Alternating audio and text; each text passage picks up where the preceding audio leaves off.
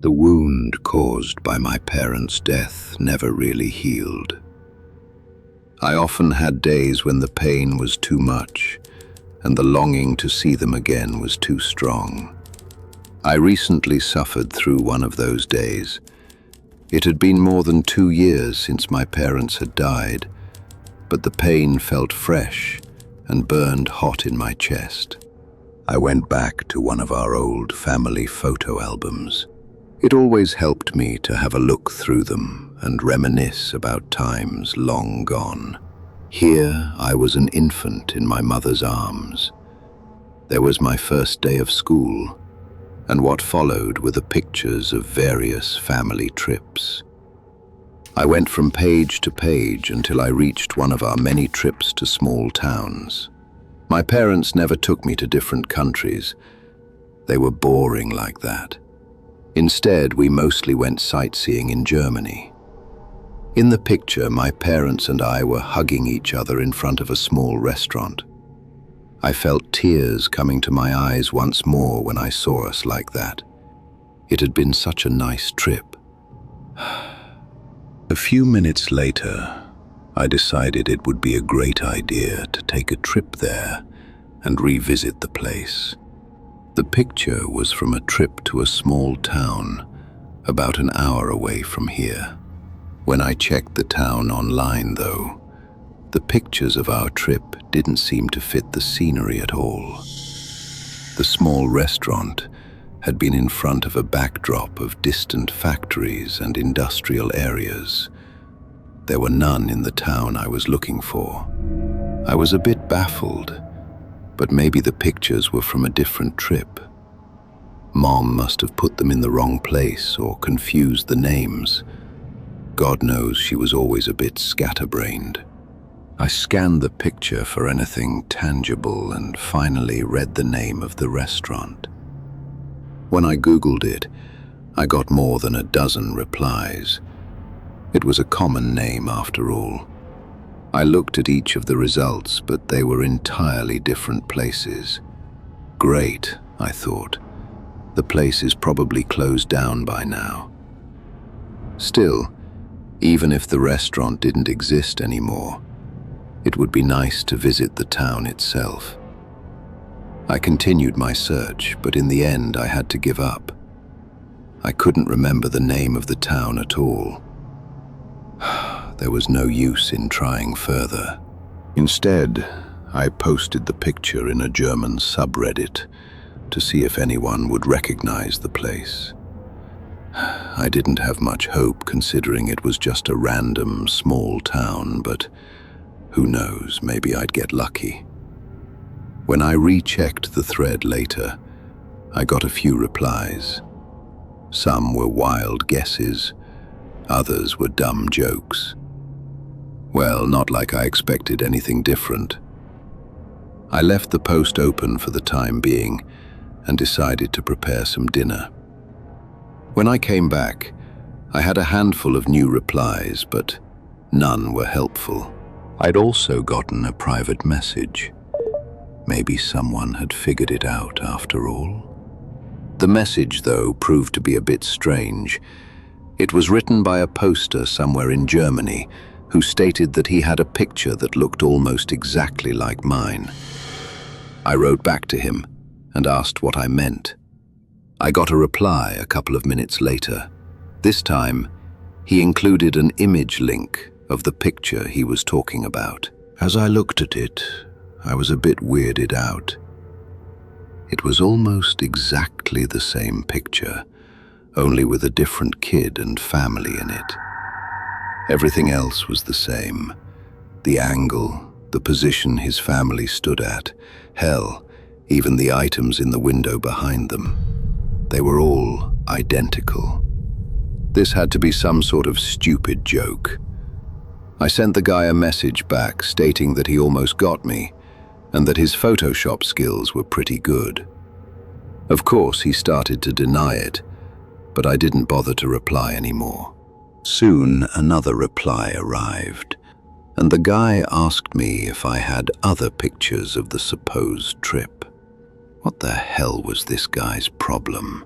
Well, I knew when yet another message arrived. When I opened it, I read the following. "Hey, I'm sure you're a bit creeped out. Sorry about that. Do you have any pictures similar to the ones below?" Attached to the message were half a dozen links. When I clicked the first one, a feeling of recognition flooded over me. I took out the album of my old family trip again. I looked at the picture on the screen.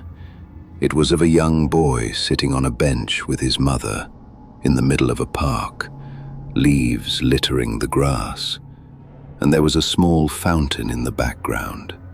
When I looked at the pictures of my family trip, I started shivering. There it was again, an exact duplicate. There were the leaves, there was the fountain, and there was the bench in the park. The only difference was my mom and I. What the hell was going on here?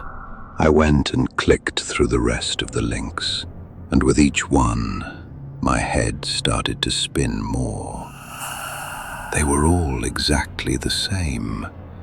The only difference was the people in the pictures. Was this some kind of sick joke someone was playing?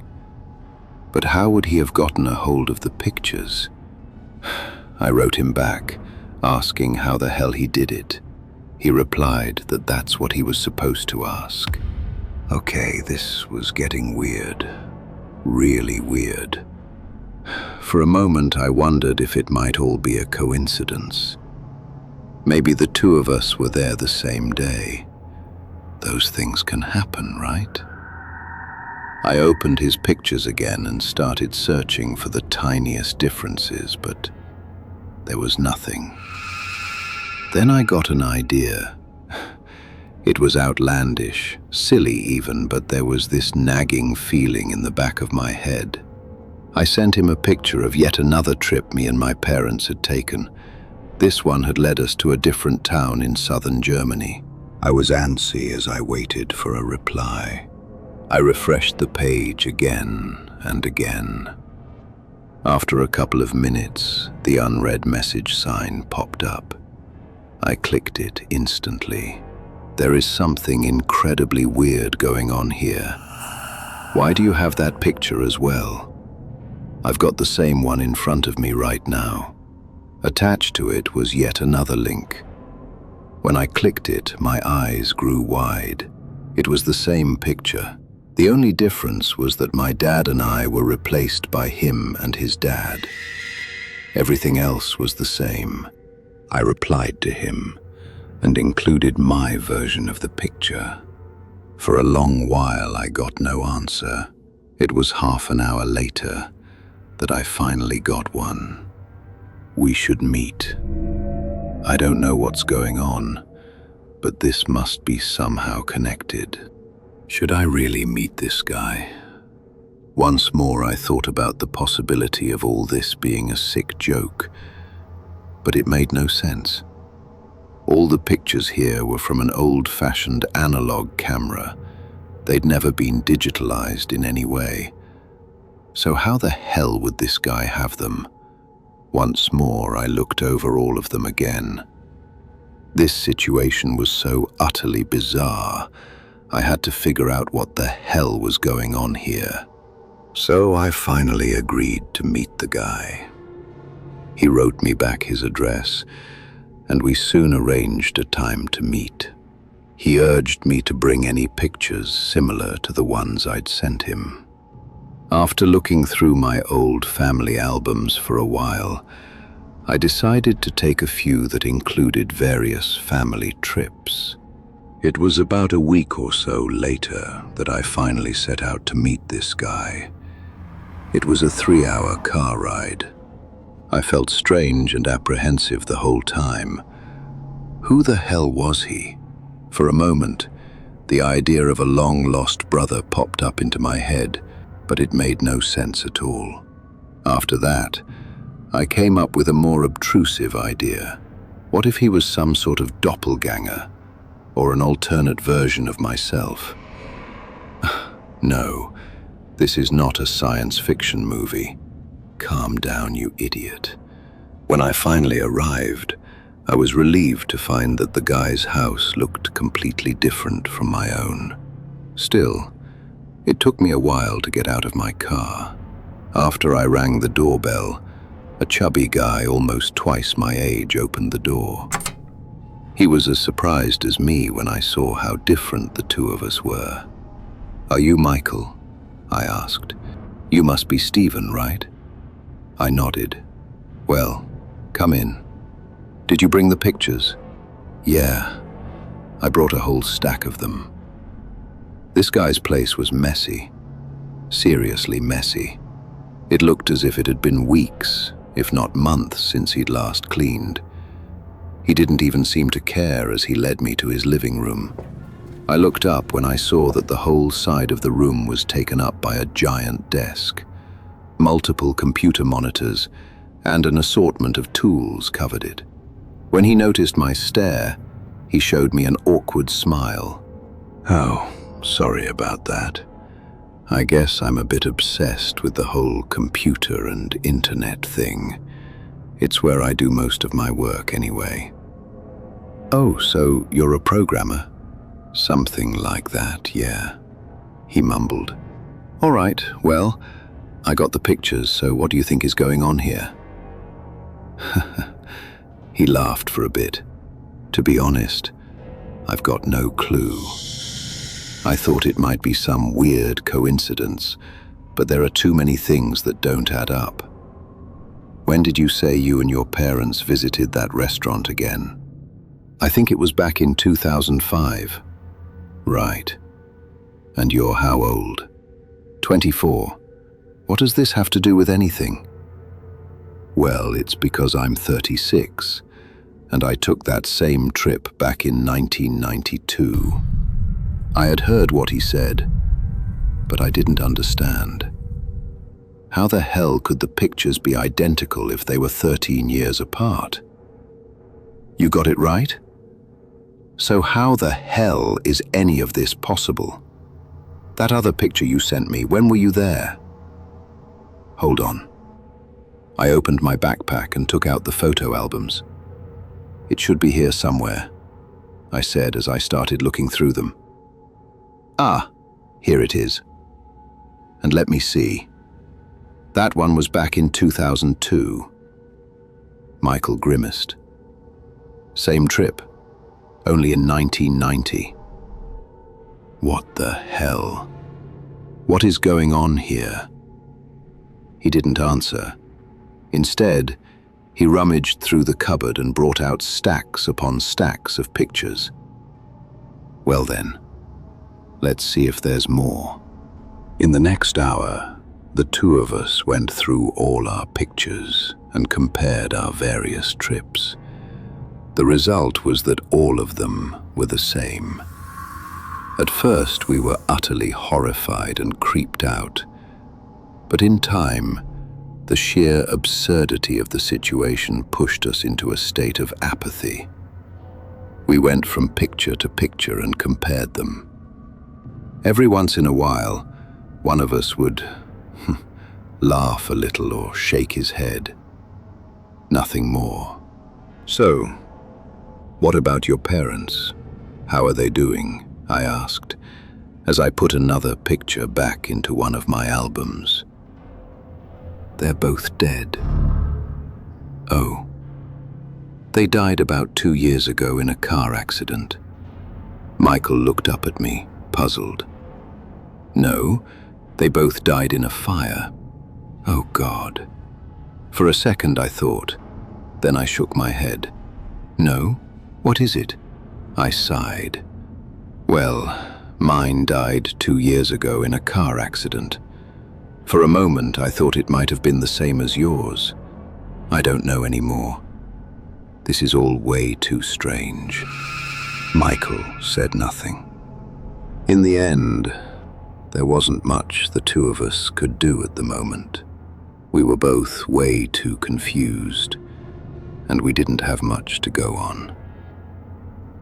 I noted the differences.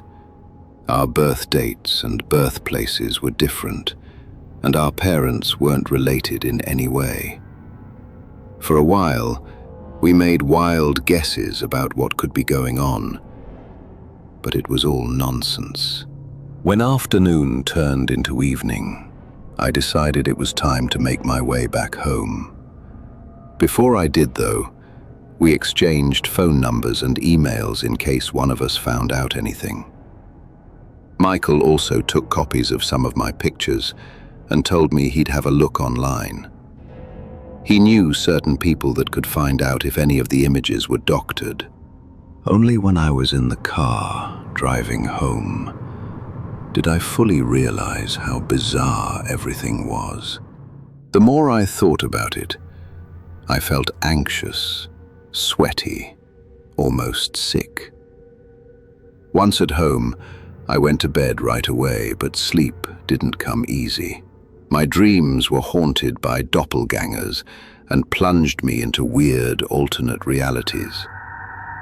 When morning finally came, I was more tired and exhausted than the day before. I went to work, but I was barely functioning. It was in the early evening when I got a text from Michael telling me to check my email. He had some news for me. For the first time that day, I was wide awake. I signed into my email and opened the one Michael had sent me. In the email, he told me that someone had gotten back to him about the pictures. It was an older man from Russia who used to work in a print media company in the Soviet Union. He remembered the picture right away. I looked up. The hell? The Soviet Union? The man wrote that he recognized the scene in the two pictures right away because he used to work on the original version. It was a somewhat popular stock photo, often used in propaganda pieces of the late 70s. They all showed happy Russian families. Added to the email was the same picture once more. The family was a different one, but the scene was almost identical. There was one difference, though. All the German text in the backdrop of the picture was replaced by words in the Cyrillic alphabet. How the hell was this possible?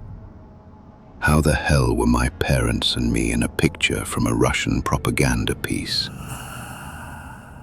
Then I realized that there was only one way.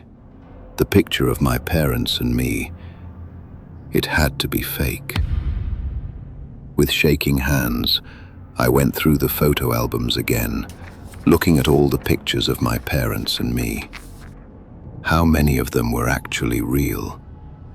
How many were fake? Yet there was something else that slowly crept into my mind. Who had faked them? And most importantly, why? I was taken from my thoughts when my phone started to ring. It was Michael. He spoke in a shaking voice. "That picture," he said. "Wait, hold on. What do you mean? Remember the trip to the lake? Another stock photo. Same about the one to the museum, also stock photos. But how? Oh God, if I know. I'm talking to this guy right now and sent him a few more. He says that most of the pictures are taken from some photo series about Soviet towns. There are some, though, he has no clue about. He noted that almost all of them looked like stock photos, or have been doctored, though. You're trying to tell me that all the pictures here... I broke off. I couldn't say it. Yeah, they're all fake. Michael finished the sentence for me. But what the hell does this mean? That's my life. I mean, our lives. How can someone fake all this? I got no answer from the other end of the line. I only heard heavy, shaky breathing. I don't know, I really don't. I'm going to keep talking to this guy, though, and I'll see if I can find out anything else. Hey, Michael, what are you gonna... I didn't get to finish as he hung up. God damn it, I cursed. For the next few days, I was unable to do anything. I went through all the pictures and photo albums again. If all those were fake, then why did I have the memories of the trips? How the hell could I remember visiting a freaking museum in the middle of Russia? Finally, I took a picture of my parents. It was 2 years ago, wasn't it? Memories of the police arriving at the door, the funeral. It was all still in my mind. Then I started to think about the funeral. The first time I really began to think about it. When exactly had it been? I knew it was 2 years ago, but what day? What month? Where had it been? It must have been in this town, right? I mean, that's where I grew up. I shook my head. I was out of it. I'd barely slept, and my mind was fuzzy. Of course it had been here, right? If I went to the graveyard, I'd still find their graves right there. Suddenly a cold shiver went down my spine. Where exactly was their grave? I was about to set out when my phone rang again. It was Michael once more. I answered right away. Did you find anything new? Nothing. All I heard was shaky breathing and sobbing. Hello? Michael? You're right. I did, but no. Sorry, Steve, I'm sorry. Please leave this thing alone. It's not worth it. Just forget you ever found out about it. Nothing good will come from it. With that, he hung up. When I tried to call him again, it went straight to voicemail. I didn't get what was going on. I wrote him a message on Reddit, then later an email, but I never got an answer. I don't know how often I tried to call him. Eventually, I went to bed. It was a few days later, almost by sheer accident, that I saw Michael's picture in a German tabloid.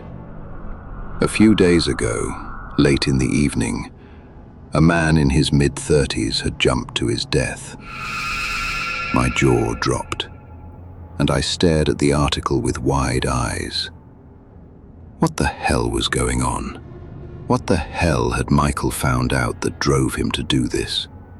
I felt goosebumps all over my arms, and for a moment a surge of anxiety flushed over me. What did Michael find out that was so terrible? I remembered his last words, hearing them over and over in my head during my 3-hour car ride back to his home. The place was dark and quiet, but looked exactly the same. I didn't know what I was even doing, but I wanted to know. I needed to know what the hell was going on. The front door was locked, as I'd expected, but I found a cracked window that I could open up. I sneaked inside and made my way through the messy place until I was back in his living room. Half of his computers were trashed. Did he know I'd come here? Then I found a stack of papers on the floor. Some were printouts of stock photos, others were covered in text. When I picked them up, they looked like scientific documents. Stage 7. Memory alteration. Test subjects are infused with artificial memories to create the illusion of a normal life. What the hell was this? I went through the stack and checked another one. Stage 3. Growth acceleration. Gene manipulation ensures maturity of test subjects in only a fraction of a normal human growth period. What was I reading? This made no sense. I checked the rest of them, but they were all the same. Stage 4. Mind acceleration. Stage 8. Social behavior therapy. And on it went. I looked through the whole stack until I found the last one. Stage 13. Project termination and future developments. Test subjects showed insufficient results. Project deemed unsuccessful and to be terminated immediately. Euthanasia of remaining test subjects considered unnecessary, to be kept under surveillance to gather information about adaptability to society and social norms. What the hell was this? I didn't understand any of it. When I checked the date, though, I saw that this last document was clearly from 2017. That was the same year my parents had died. My head was spinning. This couldn't be real. Calm down. I went through the stack once again to read more, but then I heard something. The front door was opened, and there was the shuffling of heavy feet. Did he contact the other subject? I heard a voice say. No, the log showed that he attempted contact but didn't share anything. I froze. Damn, who the hell was this? The heavy steps got closer. I told myself I had to get out of there as fast and as quietly as I could. I made my way back to the window and got out. It wasn't even a minute later that I drove off. I had no idea what I just witnessed. Could any of this be real? This had to be a sick joke, hadn't it? But then, what about those damned documents that Michael had found? I don't remember much about my drive home.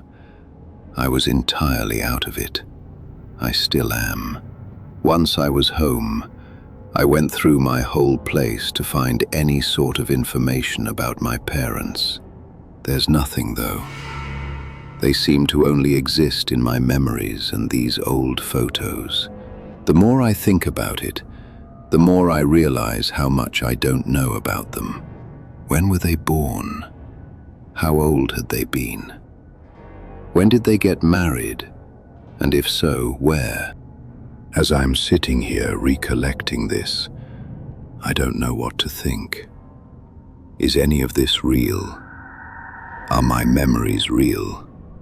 Am I even a real person? Thanks for sipping tonight's tale with Haunted Brew. Don't forget to subscribe and sleep tight if you still can.